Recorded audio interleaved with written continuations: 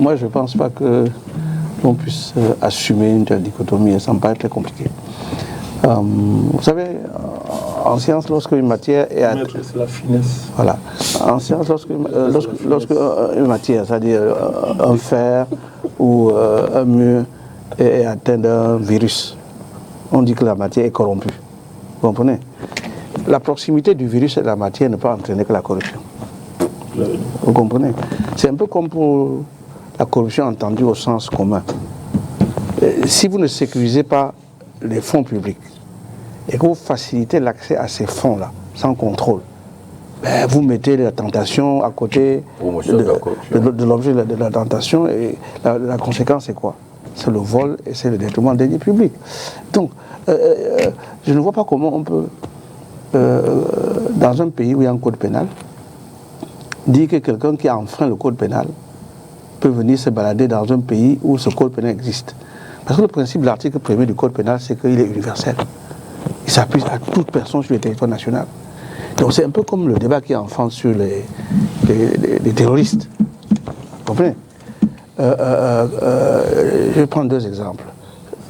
En France, si vous êtes catégorisé comme terroriste, en Syrie, au Liban, n'importe où, vous n'entrez pas en France. Donc, le visa vous est refusé. Dès qu'on sait que vous êtes terroriste, on ne vous donne pas le visa d'entrer en France.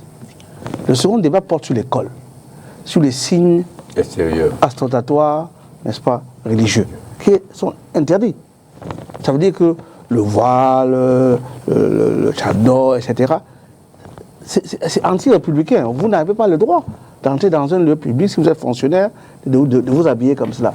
Ce sont des principes républicains de la société française. Ce sont des limites, n'est-ce pas, de la laïcité. C'est des choses qui font qu'on est en république ou on n'est pas en république. C'est réprimé. Lorsqu'on soupçonne que vous faites partie de cette catégorie interdite, il y a un fichier en France qu'on appelle le fichier S. C'est-à-dire qu'on vous met sous surveillance. On vous classe en disant, peut-être qu'il a commis ce délit-là, il faut qu'on le suive pour vérifier qu'effectivement, il ne va pas commettre un attentat en France. Pour revenir à cette question-là, c'est un délit chez nous. C'est-à-dire que c'était interdit de faire ça. C'est ça le code pénal. Donc, le procureur de la République a pour mission de réprimer tous les délits. Donc, si vous autorisez quelqu'un en sachant qu'il est d'entrer au Cameroun, au moins le procureur doit l'arrêter. Il y a une contradiction quoi, dans la démarche. Donc, il y a une contradiction. Le problème, c'est qu'il faut le savoir, notoirement connu. Oui, c'est tout. Lui, c'est de notoriété publique. Son statut social en France, c'est ça. D'accord? Et d'ailleurs, il a été nommé à cause de son statut et sa mission, c'est de promouvoir dans le monde le message LGBT. Donc, dans la question, un État responsable face à ce type de phénomène doit dire niet. C'est le cas de la Russie, hein, où beaucoup de dans le monde. Ils considèrent que ce n'est pas possible. Vous avez d'autres États, c'est non. Une cinquantaine à peu près. Voilà. Il se trouve que, malheureusement, avec la porosité de notre espace médiatique, notre espace éducationnel, notre espace cinéphile, on laisse passer tout en même temps. Et qu'est-ce qui se passe? L'influence que cela a sur la jeunesse, les TikTok, tout ça, là. Quand vous voyez ces comportements dans les courts messages, c'est l'influence de ces organes de presse internationaux qui infiltrent nos pays. Et c'est le but ici, pour parler de la presse, d'appeler à une réforme du Conseil national de la communication pour créer un véritable organe, une agence de régulation dans ce secteur-là. Bon, le CNC n'a pas les moyens. Il n'a pas les moyens de mettre en place un observatoire pour lire tous les journaux, regarder toutes les émissions, regarder tous les films. Il fut un temps ici où il y avait la censure des films. Tous les films qui étaient diffusés au Cameroun passaient par la censure pour justement permettre, n'est-ce pas, qu'on enlève ce type de passage dans nos films. Mais aujourd'hui, vous savez, n'importe qui s'installe à Londres, à Paris, aux États-Unis et diffuse sur le Cameroun. Mais il y a des techniques pour empêcher que cette diffusion arrose n'est-ce pas, le Cameroun. Je crois que c'est un travail de fond qu'il faut faire, quoi.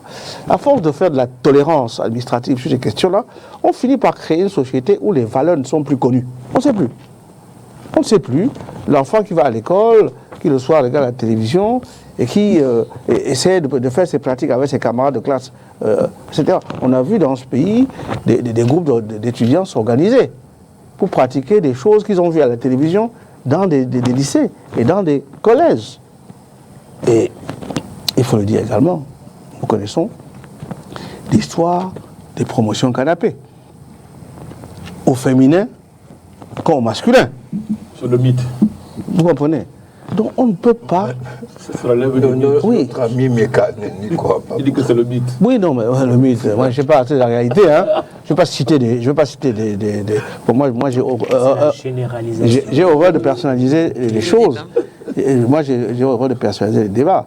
Mais nous voyons des carrières fulgurantes dans ce pays que rien ne justifie, qu'aucune compétence ni aucune qualité ne justifie, et qui accèdent à des fonctions de pouvoir exceptionnelles. Vous savez, oui. Donc oui. C'est quelque chose qui perturbe notre société, et si rien n'est fait, parce que ça a été une alerte. L'affaire de l'ambassadeur a été une alerte pour le Cameroun. Même les atermoiements que Meka tente de justifier là, ça montre simplement que ça n'arrange pas beaucoup de monde. Que pour une fois, sur une question finalement où les enjeux politiques ne sont pas, paraît-il, apparentes, il y a un consensus national.